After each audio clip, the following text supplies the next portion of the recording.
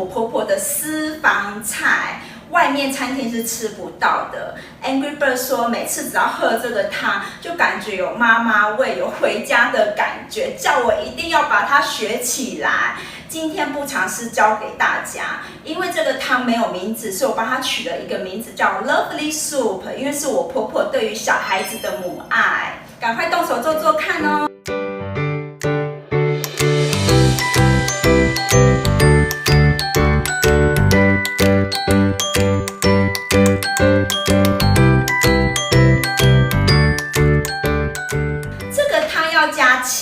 可以选这种 cheese， 里面是一块一块包装的，这是白色的 soft cheese。那如果你真的找不到这个的话，你可以买这种早餐店的 cheese， 一片一片包装的也可以，只要是白色软的 cheese 都可以。